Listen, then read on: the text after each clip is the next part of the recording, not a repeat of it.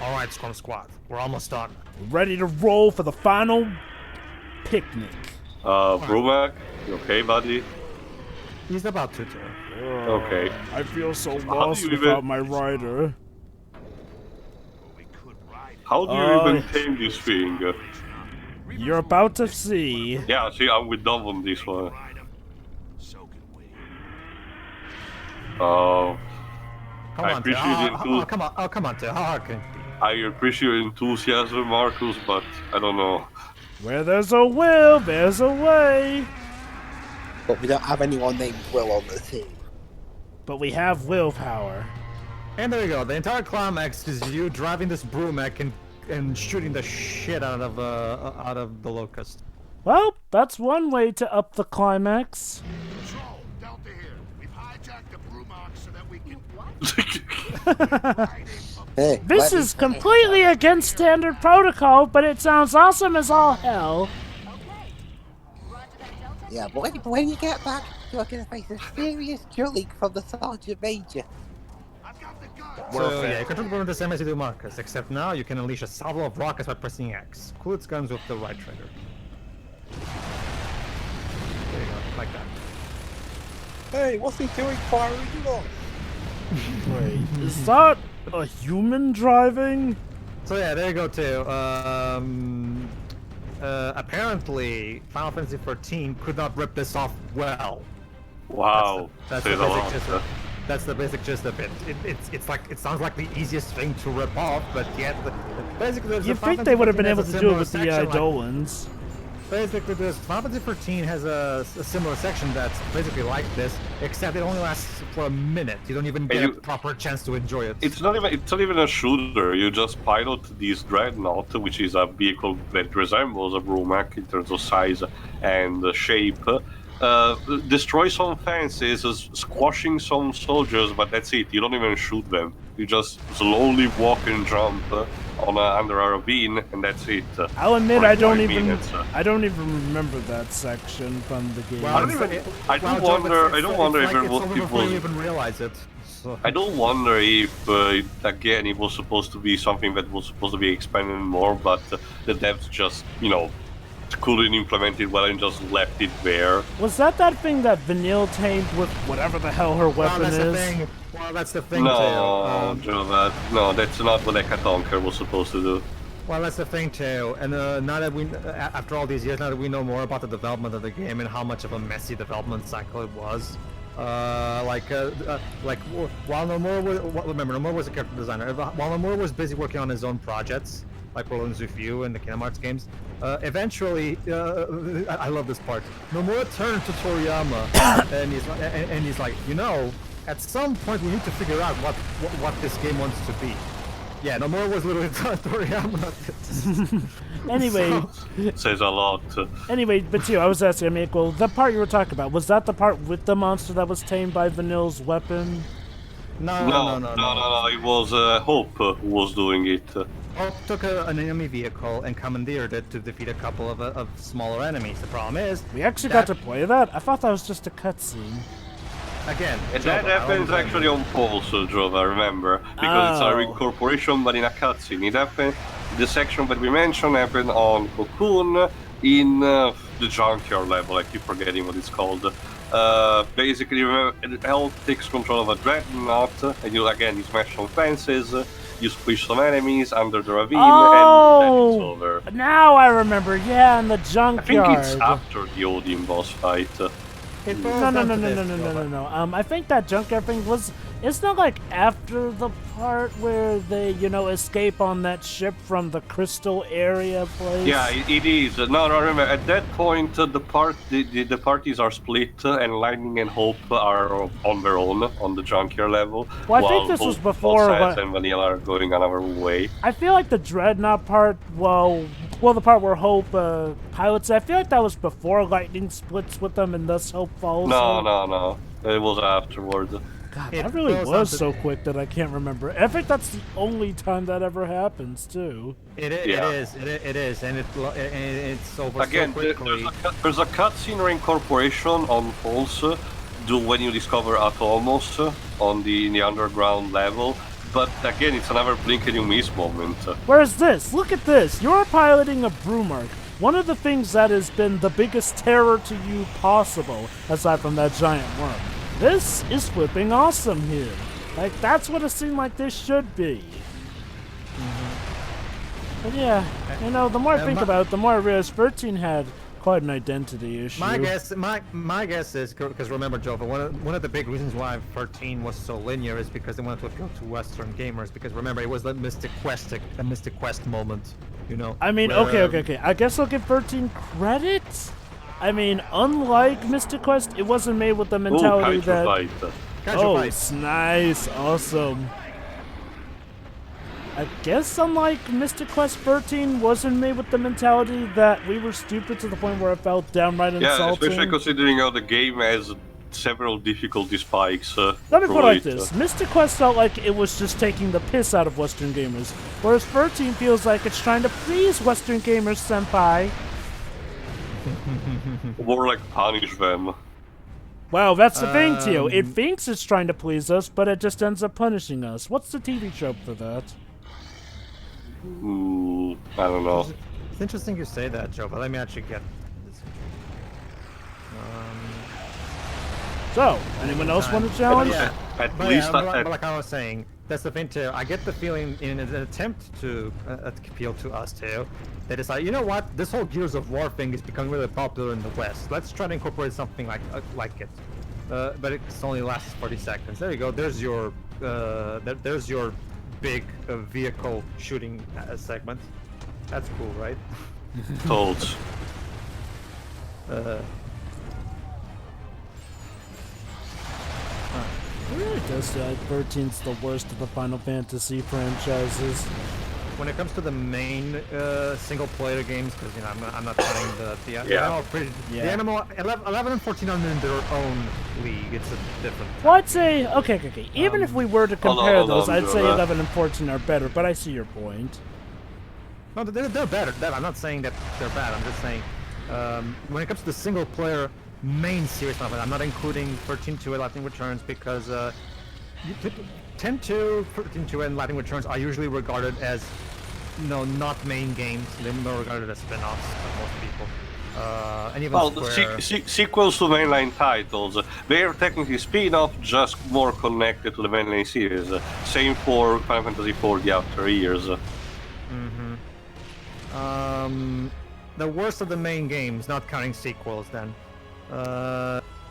Yeah, probably 13. Yeah. I mean, it's the most boring. I don't like 8, but for 8 is at the very least a bad Final Fantasy game. It's a bad game, but it's a bad Final Fantasy game, but it's still a Final Fantasy game nonetheless. And I'll say that 8 same, and I had the same for 10 as well. 10 is probably the most boring plot of the bunch for me. But at least the gameplay department is much more enjoyable than 13. I legit like 10. I guess if I had to say if there were a contender, it would be 8. But I'll be honest, even with 8, I find that there's at least more potential to actually like characters in that game. Whereas with 13, the characters are either unlikable or just so one-note that I barely remember them. And then there's Vanille, who just sounds like she's orgasming half the time. Like, I don't know what exactly they were thinking with her on that. Honestly, Joe, I don't really care for any of the characters in 8. They're all either boring or fucking dumb and annoying as a result of it.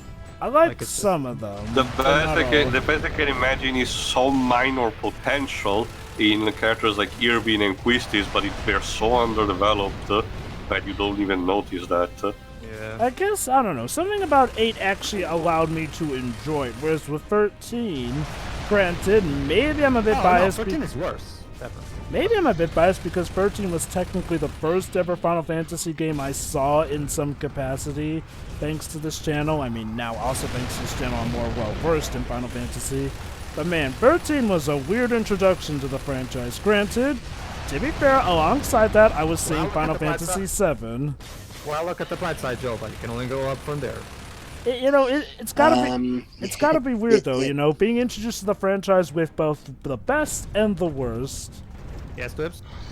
I think I've already did it before, but yeah, it's quite interesting, the year 2010 for Final Fantasy, at least in the West. Oh yeah. What I know- the fuck? The original 14, yeah. What the? Oh, it's one of the torture chambers. Barge. Yeah, one of their airships, yeah. Basically, Tio, all their airships Oh. are alive, pretty much. Look at all that emulsion. It's like Yeah, disinfectant fluid. No. It's actually what the humans were fighting for back in the Pendulum Wars too. Ah, okay. It's a valuable resource that can be used. I guess it doubles still as an acid, though. Yeah. The good news, they're no longer fighting over it. The bad news, well, the war would. Destroy the free constitute an opening for the chopper. All right, let's destroy these three pillars. It should be easy. Who pressed the choo-choo train? Not me. Not me. Heard something in the background like going. I heard it too. Maybe there's a honking, button on the Brumak seat. Wouldn't that be cute? No, that'd be a weird ending to the game. Then suddenly Thomas the Tank Engine came and then ran over all the alien invaders. Sounds like a Resident Evil 2 mod in a It nutshell. was time for Thomas to leave. He had seen everything. Oh yeah. Which narrator would be saying that? I don't Ringo know. Starr, I don't know. Or maybe the Yeah, American yeah. one. Yeah, Ringo Starr, maybe. Ringo Starr's still alive? Yes, Jova. Oh, he's hanging I in think, there. I think he's still doing those horrible MS Paint portraits.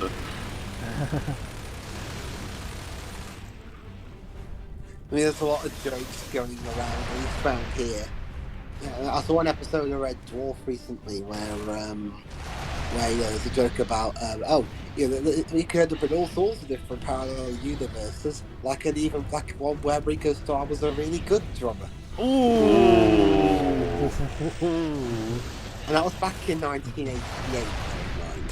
Cheeky. Very cheeky. One more to go.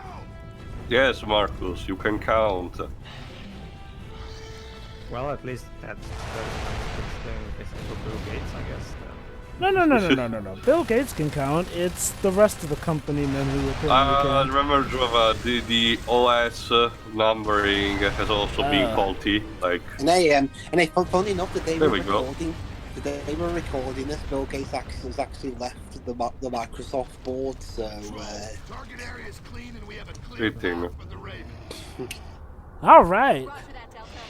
There we go. Looking Alright, now, good. unfortunately, no, the not actual- the Brumak.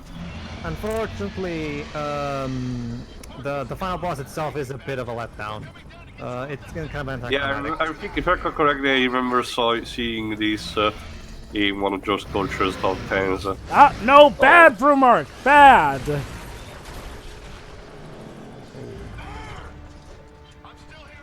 Whew. Jeez. Had us faked out there for a bit. Oh.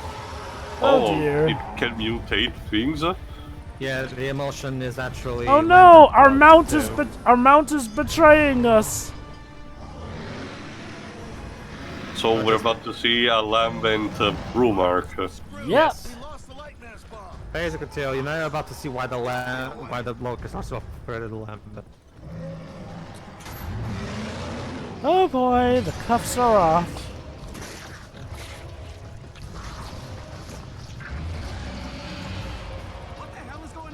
I've seen enough tentacle porn to know where this goes.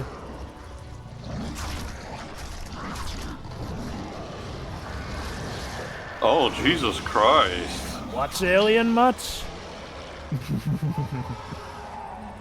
Aww, how cute. I don't know. Almost looks like it's going lambent. Lambent? Is it exploding lambent? Yeah, like the wretches, but way bigger. Then I think. Ha ha ha! so there you go. We lost our light mass bomb, but this gigantic bomb should do the trick, right? Yep. All we gotta do is just beat him up. I just gotta love that if There it you go. wasn't Hammer for of Dawn. if it And there you wasn't. go. And there you go. The final boss is just us pointing the Hammer of Dawn at this thing until it dies, and it's very quick. Yeah, I performed like 3 times. But yeah, I'm just gonna love that if it wasn't for this kind of accident of Marcus splashing the Brumak in the in the fluid, the Queen would have had 0 backup plans for the eventuality. Alright. One more time should do it. There we go. And that's the final boss, yeah. Cool. A letdown to an otherwise really good con. It's nice for a cinematic experience, but yeah, if you were expecting a fight, come back for Gears 3. Yeah, Gears 3 has a much better final boss. Uh-oh, she's about to blow! Well, that was the whole idea, so... We should just steer clear. Steer clear of the lovely lights, ladies and gentlemen. Steer clear of the lovely lights. Well, sinking it was the whole plan, so yeah. Bye, Jacinto. You will be remembered fondly in comic books of lore. That no one will read. Oh, actually, a lot of people read them. Well, actually, I wonder if they're still doing the comics nowadays. I love the main theme. Yeah. Oh, yeah. Control, can you read me? Anya, Oh please, we're gonna do like the Halo 2 thingy where Marcus will say, finish the fight.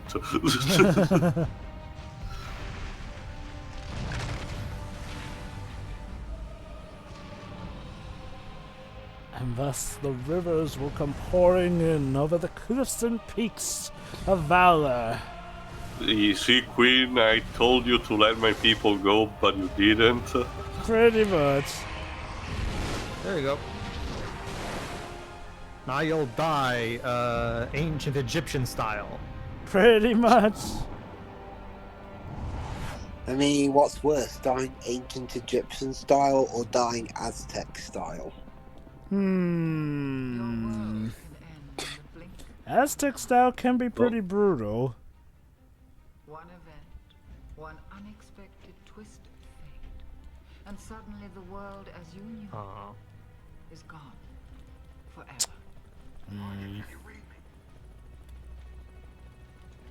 Anya, come in. Oh, come on, don't tell me we have another dead love interest in this game. Right at the very end. All that you held close is washed Just tell me away she died off into the screen. Don't worry, Debs, that's the game picking you up.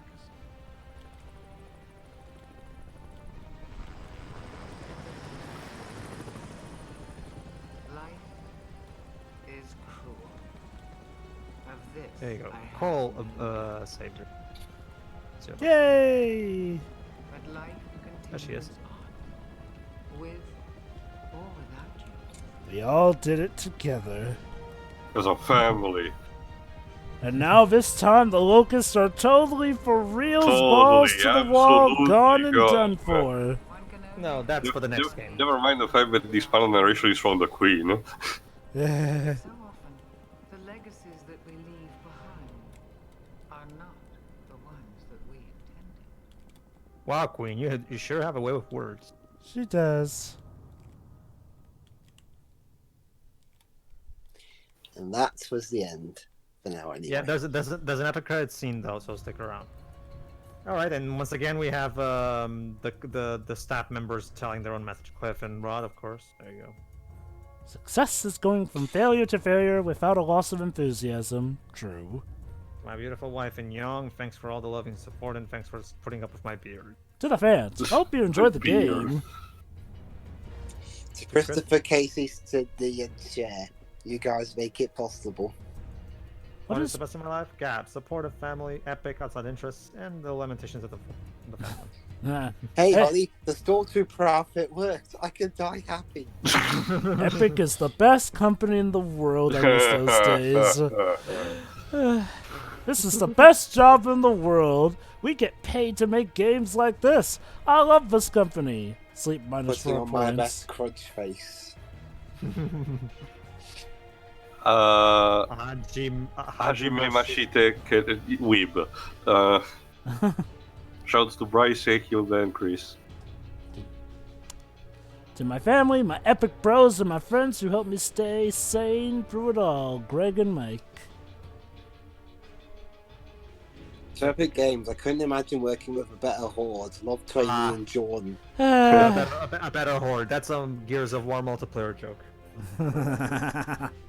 Cheeky. Thanks for the support, Andrea. Thanks, Liam and Alia, for always making me laugh. Alright, I guess we can go for our final thoughts in the meantime, because it's gonna be Can I for a go while. Go ahead. I'd say it's about on par with the first game. You know, simple enough story, and the gameplay is kind of similar. I mean, it's a shooter. I mean, if you got a mechanic that works, there's no point in changing it. Also, Randy Pitchford. Anyway, moving on. Yeah, that's about it for me. It's alright. It's like the first. It's pretty much like the first game, just a bit, a little bit different. I'll go next, then. It's a natural evolution that the second game has compared to the first one, similar to say, like. I guess Kendall Tucker had nothing to say. Sometimes less is more, I guess. Yes. Similar to games like Slide 2 compared to the first game, there is a clear evolution, a perfectionism in gameplay, in presentation and performance. But what I argue is that the pace of the story seems a bit slower compared to the first game. The first game had you jump around a lot of different locations. In this, you stay on the ground most of the time. Yes, you visited that abandoned asylum experiment yard, true, and at the end, the very end, and at the very beginning, of course, you're above ground trying to do things. But most of the focus is in the underground caves, trying to understand the deal with the Locust and their queen in their palace. In itself, it's not really a bad thing, but I can imagine it can be a bit, not distracting, but a bit taxing if you want to finish this game quickly. But for me, it's not too much big of a problem. It's just something I noticed coming from the first game. The other thing that I mentioned also for the first game still apply, but it's mostly personal BS. Again, I do believe that while this system of shooting and cover perfectly works, to intrigue me personally, I would potentially see the potential of some sort of upgrade system, like be good with your kills and you'll be more efficient, even something primitive like that. But this is perfectly serviceable as it is. And well, again, I can tell you that in Gears 5 you can upgrade your robot. Yeah, you mentioned that in the first game run, but again, I'll see when it happens. But regardless, this is perfectly serviceable as it is, and I can see why the fandom was growing at this point. This was definitely Microsoft putting the money where they wanted, Epic delivering, and the fans rejoicing for that. So, fine by me. We'll see what happens in the epic conclusion of the OG trilogy. But yeah. for now, next. I'll go next. Yeah, this feels like a nice enough sequel to the franchise. It definitely feels like the plot is starting to get more intricate here, which I do enjoy. I like the variety in different locations you go to. One minute you're inside the bowels of a giant killer worm. The next you're going to a haunted hospital area. The next you are traversing across a weird acidic area. Oh, and a torture chamber. Those are always fun. Where you see a guy who's one of the most badass soldiers ever get tortured to the point where he kills himself to stop the pain. Holy cow. Yeah. Yeah, man, this game does not... Another one who didn't have anything to say, it seems. Our own Preston back. It's like, man, this game is not afraid to tug at the heartstrings. Like, well, that's the thing I like about this. It's games like these that show that Dude Bro shooters, while still being Dude Bro shooters, could have well thought out plot and heart here and there too. Not that that wasn't unknown, but it was stuff like this that really helped revolutionize the idea of there being, what's this? A story in the Dude Bro shooter. One that could be taken seriously, too. The set pieces are very well and nice. You're powering across the land with big machines, commandeering enemy weapons and monsters here and there. Heck, your final mount in the game is one big time bomb just waiting to blow. Yeah, it turns out to be the final boss. Honestly, I don't even know if they consider that a final boss or if it's just supposed to be a very cinematic gameplay section, but if that is the final boss, that is one of the few things that is sadly lacking about this game. That said, though, it does make up for it with a much better soundtrack than the first one. Not to say that the first one was a slouch, but this is where the soundtrack got its more memorable theme that would start recurring throughout the franchise here and there. It's well crafted to each area of the game, fine-tuned well, one that would do my composing for interactive games and media course rather proud.